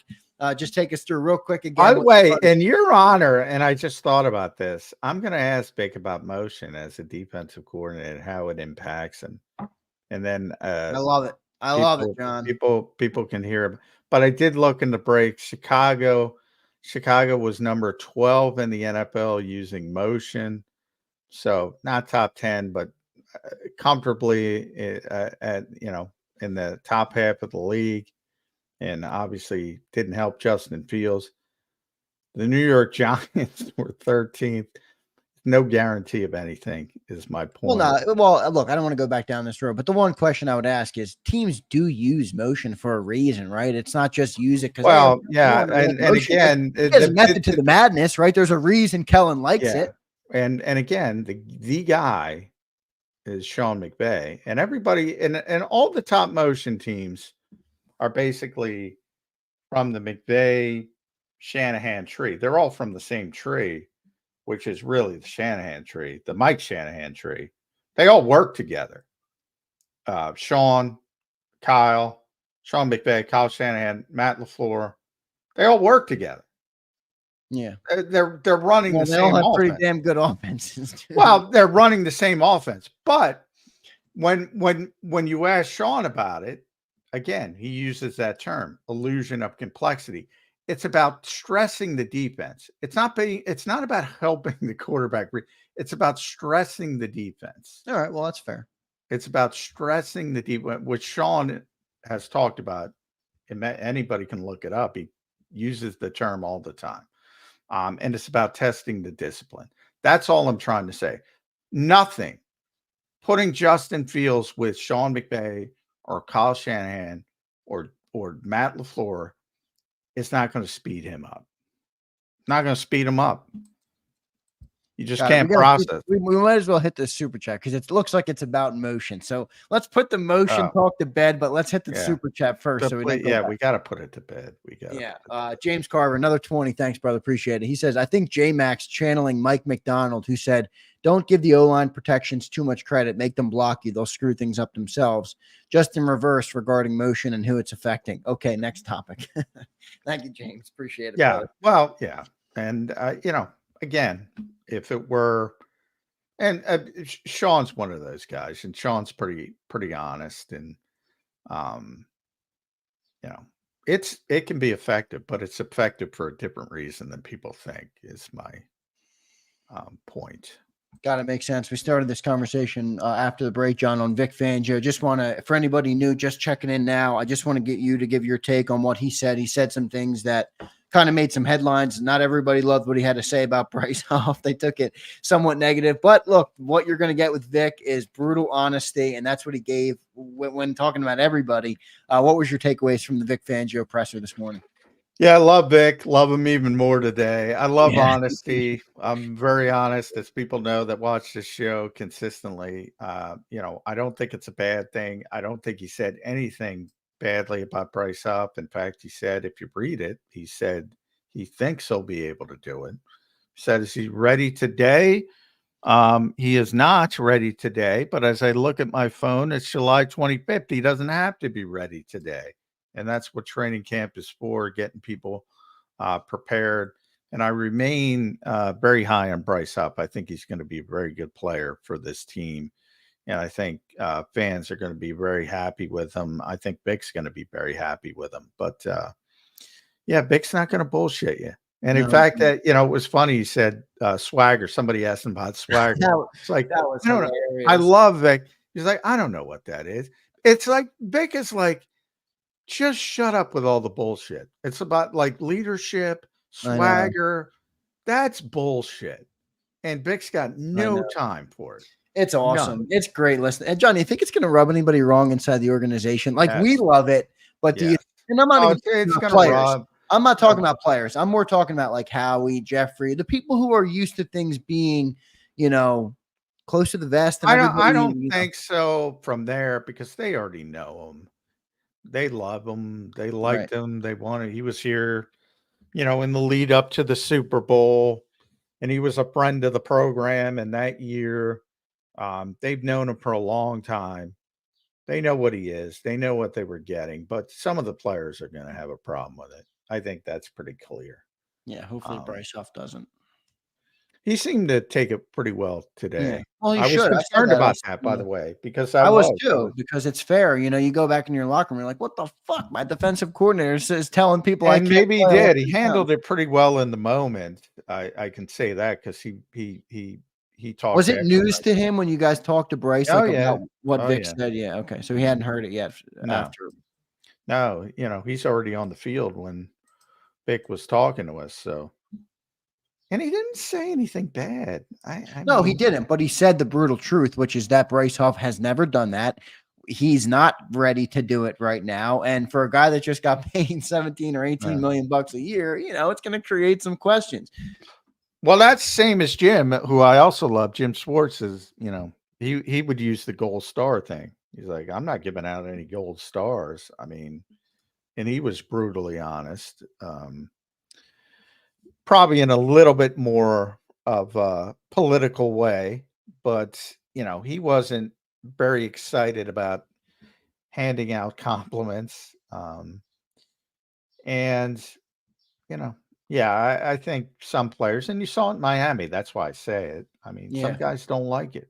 Yeah, I see why. You got those prima donnas down there in Miami, and Vic Fangio is up at the media like, these guys ain't all that. And it's funny. It's funny how it works. Yeah. Well, they're used to being protected. I know. You have to understand that's what they're used to. I know. So when somebody's out there telling the truth, it becomes, sometimes it's a tough pill to swallow. Yeah, no doubt about it. Let's move into the offense. Offense, obviously. Actually, let's go defense first because we just talked about Vic Fangio. A couple things different with the defense today. Keely Ringo got the first rep at cornerback too. You kind of pointed out that it's kind of being made a bigger deal than it is in terms of how he's rotating the players in and out based on 7 and 11 on the field. So what did you see from the defense though overall today? I know we mentioned the linebacking core, all the rotation there. What stood out on defense today on day 2? Well, I think that's part of the problem with the defense is all the rotation and guys, man, they got to get used to playing with each other. And right now, there's so much mixing and matching and guys playing.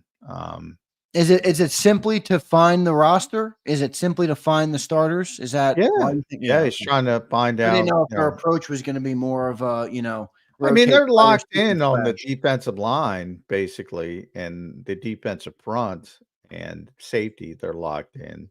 So it's really just corner and linebacker, where they're trying to fit in, trying to figure out what their best options are. And it includes sub packages as well. But yeah, I mean, it's pretty clear that it's a legitimate competition between Ringo, Rogers, and Quinyon Mitchell, and it's a legitimate competition between at least Zach Bond and Nakobe Dean, and even the outsiders, the guys in left field like Ben Van Sumeren. Everybody's getting a chance, and it's July 25th. You don't have to know on July 25th. Now, if you're trying to win practice, you have to win. But again, I don't think Vic gives a what about that. Yeah. He's trying to find his best players. Zach Bond got another nod at linebacker. What'd you see from the linebacking core? I know you kind of mentioned maybe it's just a ramp up period for Nakobe Dean, who was kind of still dealing with that injury through minicamp or through the OTA session in the spring. Is he back healthy? And what else have you seen from the linebacker? Yeah, I think he's healthy now. I think the ramp up period was the spring when he just got back. He was, and Vic mentioned that he wasn't completely healthy. He was quick to correct. I think it was Martin who asked him about Nakobe, and he was quick to correct him. He's like, he wasn't, completely healthy. Now he is, and he's getting, he's got to prove himself. Last year, if you go back to last year at this time, he was the foundational piece. I mean, they were leaning on him, and he was given all the benefit of the doubt, and it's no longer that way. Like, he's got to go win the job, but I think he will go win the job as long as he stays healthy, which is, that's a big if. I mean, he's undersized. He missed, he played 5 games last year. It's a big if. Can't count on it. Look like he put on any size. I mean, you know how it is. Some guys come into the NFL and they're not.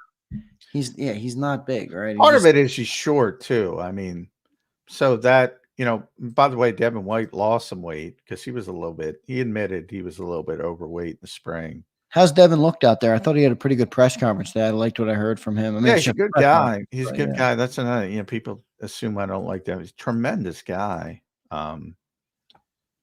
Just looking at his film in Tampa, I don't know. But he's a great athlete. We'll see when the pads come on. All those positions, people get tired of hearing that, but you see the same thing from the coaches. I asked Jordan Mailata today, do you get a feel for what Bryce Huff, he's not even a coach, obviously, but I asked him about Bryce and being a pass rusher. Could he get a feel for what he is as a pass rusher? And he's like, not really. We got to get the pads on. Any update on the pads, John? Were you able to look into that when they're going to be able to put the pads on? 6th day, I believe. It's a while. There was a couple reports that were false that were out there that they might be in them today. I saw, but they were wrong. No. Now they keep changing the CBA every year, like the goofy Guardian caps. Now they're, all over the place. They keep changing these things, and I haven't sat down and read the actual CBA. I'm not sure if they changed it. This is from the last one. It was the 6th day where you could put on pads for the first time. I seem to remember they might have tweaked that a little bit, but I'm not 100% on that. They keep legislating these things. It's the most over-legislated sport, but no way on day 2. No. And you can go on shells, and people mix that up. I think day 3 you can be in shells, but full pads, I believe it's still the 5th or 6th practice. I believe it's the 6th one. And there's still limitations on how many times you can be in pads as well. So it's not like it once was, but there are certain positions, and Nick talked about this in his opening press conference. It's still football. There's certain positions: running back, offensive line, defensive front, linebacker. You're not going to know until those pads go on. Well, they know about their offensive line, but that's because those guys are proven for the most part. But Tyler Steen, got to see the pads, man. Yeah, so hopefully we'll get them soon, maybe the 5th or the 6th practice, whenever it does come. But definitely we'll be waiting to see that, and we'll keep you guys posted here on JAKIB Sports. So thank you all for tuning in. Make sure you hit that like button. Just 12 minutes to go on tonight's show, and then some good premieres tonight coming on the channel. We'll have John's recap, which was on this show. I got that done in the break, so we'll get some of those tonight. So if you're looking for more Eagles content into the night, JAKIB Sports has you covered. There will be premieres and stuff running on the channel until about 10:30-ish. So keep it locked on the channel. We appreciate everybody being here. John, let's go offense there. You just kind of got into it with the offensive line there, but Jalen Hurts had another good day by all accounts, another good crisp day, good throwing the ball, looked solid. A.J. Brown and Devontae Smith both had good days at camp, which I thought was a positive thing. And Johnny Ross was running with the wide receiver 3 a little bit. What did you make of the offense today? I know it was a good day for them. The offense was very crisp. Is that what you asked? I'm sorry, I'm looking at my acclimation period. I just found my acclimation period. That's what I was trying to do. So let's see. Day 1, which is report day. Day 2, no pads, 90-minute limit. Day 3, no pads. Day 4, no pads. Day 5, no pads. Mandatory day off, pads on day 7. Now, this was from, I do not believe they've changed it, but this was from, but they changed so many things, but that's what it was as late as 2022. I do not believe they've changed it from that, but I could have missed it. And that would mean, day 1 would have been Tuesday. Day 2 would have been Wednesday. Day 3 would have been today. Day 4 is tomorrow. Day 5 is Saturday. Those days are counting, right? Even ones that the media is not present at. Yes. Okay, got it. Because day 4 is no pads walkthrough, mandatory.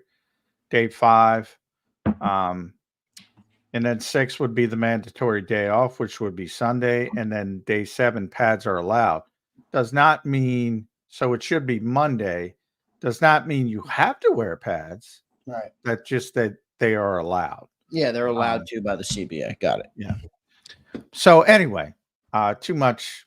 And this is a problem with the NFL. It's so over legislated. You got to come up with this crap. But yeah, so that's part of it. And I'm sorry you're talking about the offense, but yeah. No worries. We were waiting for that answer, so worth it.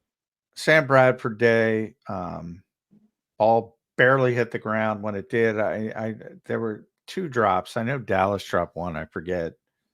I didn't bring my notes with me. So, and everything else was caught. Now, big day for AJ, big day for Devontae. And that scaled back, not as much from Saquon Barkley. Very good first day for Saquon. Not much traffic to him today. More to Kenny Gainwell was interesting. So I don't know what's up with that. Maybe they're trying to work in certain situational things that they want to use Kenny for. And not as much Paris Campbell. Paris was very comfortable, very good in the first practice, not so much in the second, but they didn't use him that much. So part of that is that. And that's why you talk about with practice. Sometimes they're working on certain things. Sometimes they're working on other things. And today it seemed to be working on some things with the running game specifically. And when you talk about the running game without pads, you're really what you're working on is sort of the mechanics more than anything else, not obviously the physicality of it. So, another example of sort of you have to understand the context of practice. Yeah, for sure. Any developments in the wide receiver 3? I know Johnny Ross started at the wide receiver 3 position today, but as you mentioned, it was still kind of a rotation type of thing. Any developments at that position? It's something we talked about a lot this offseason. Any developments there? Boy, I mean, that was one where I go back to Wednesday and Howie talking, and he was, atypically honest and said, we like he was both, right? He was half and half. He was like, we like the group, which is probably a little bit of but fibbing, I'm going to be staring at it. Yeah. But we're going to be looking at that every day, essentially. I forgot the wording you used. Very closely, I think it was, or something like that. Yeah. Watching that very closely.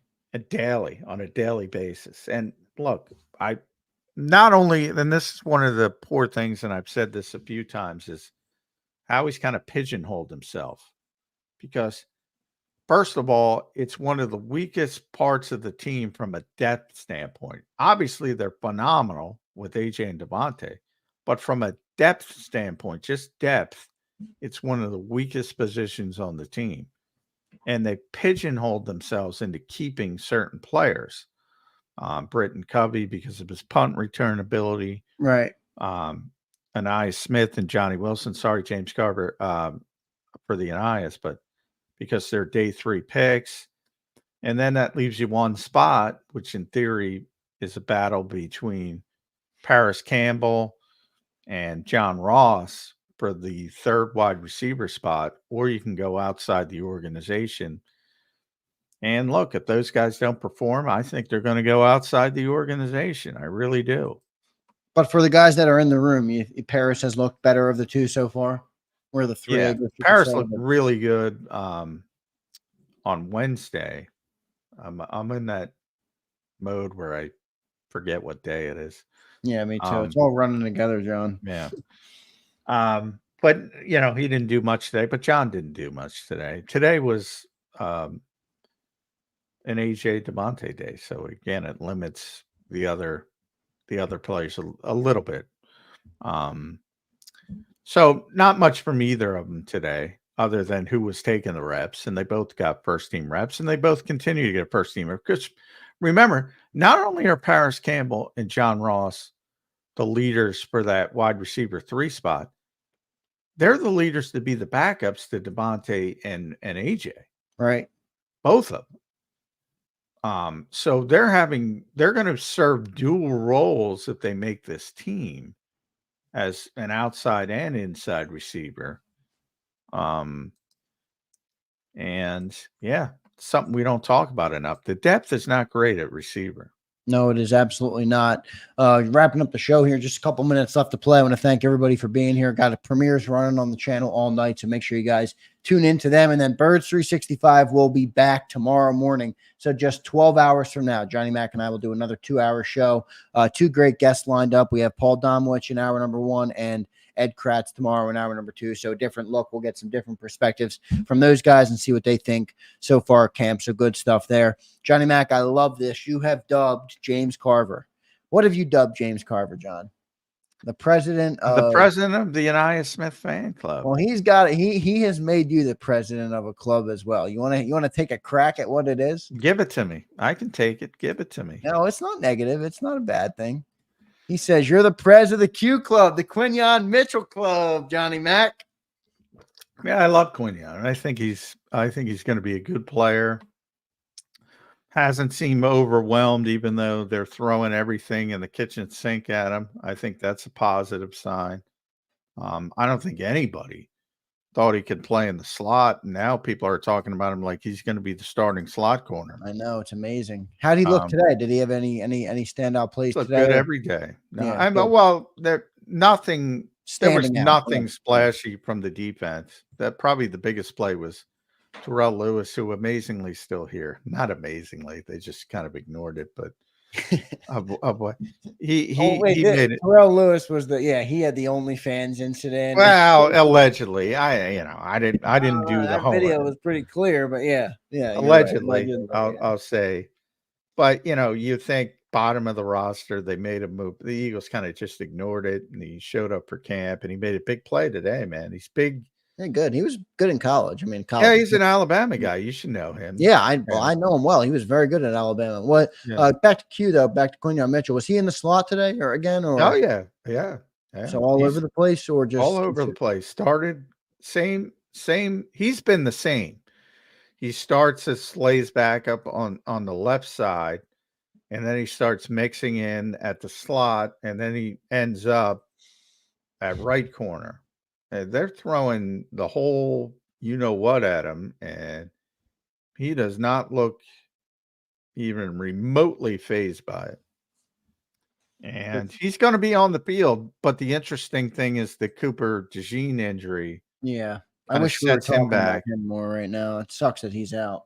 Yeah, it's a setback, but it's not the worst thing in the world. I mean, look what happened to Minnesota. Good God. And LA. Did you see LA today? The Rams? They lost the corner as well. Went down with an ACL injury. Let me look. They lost another corner. So first of all, Kyrie Jackson died. A horrible, tragic accident. Terrible, yeah. Then Mekhi Blackman tours his ACL, and evidently Shaq Griffin, who's one of their starting corners, got hurt today. I don't know how serious. That's one of those issues where, and I tweeted yesterday when Mekhi Blackman went down with a torn ACL, and they were a poor cornerback team to begin with. So everybody in Philadelphia ran with it. Well, the Eagles are going to get a 3rd round pick for Bradbury. And I'm like, maybe at some point they need anything, but right. Brian Flores is not a zone coverage corner guy. So I don't know if that's a bit. Yeah, the Rams DB that their fear to have torn his ACL today was Darion Kendrick. I'm not sure how good of a player he is for them, but you're seeing terrible corners go down, which sucks. I know you don't want to see anybody get injured at all, let alone in training camp here. Yeah, but and that's that's some bad. And the Eagles went through. You saw what happened to the Eagles. So many injuries in the slot last year. I mean, when you lose multiple people at the same position, it makes life hard. You're in. That's part of the magic of the 2017 season. Remember, Doug even talked about that. I think he's like, we lost a lot of players, but we didn't lose them all at one position. Yeah, exactly. It was all one guy here, one guy there, one guy here. And they were able to make up for it. Yeah. When you lose multiples and they've already lost multiples 2 days in the freaking, you start wondering if the world's against you at that point. Yeah, no doubt about it. Johnny Mac, good show tonight, brother. We'll be back here in 12 hours. I want to thank everybody for being here tonight. Make sure you guys hit that like button on your way out. Stay tuned. The channel will have some content running all night long, including John's breakdown of day 2 that he saw, broke it down right here exclusively on Birds 365. So good stuff, Johnny Mac. Good stuff, everybody in the chat. Appreciate you all being here, as you always are. You guys are the best, most loyal listeners, and I can't thank you guys enough. Johnny Mac, good show, man. I'll catch you in the morning. All right, brother? All right, sounds good. Let's do it. We don't got that much of a break. No, 12 hours. 12 hours, man. Go get some rest, and then we'll be back in 12 hours. All right, no motion talk. No motion talk tomorrow. No motion. Motion is put to bed. We might be done on that for like a couple weeks here, John. All right, I'll catch you, brother. All right, see you guys. Thank you. Yep. You've been listening to Birds 365, the destination for the passionate Eagles football fan who bleeds green. If it's Eagles football, we're talking about it. Debate inside the locker room and guests that are some of the greatest football minds from around the region. We hope you enjoyed the show. We know we had a blast. Make sure to like, comment, and subscribe, and we'll be back soon. But in the meantime, hook up with us on social media at JAKIB Sports. See you next time on Birds 365.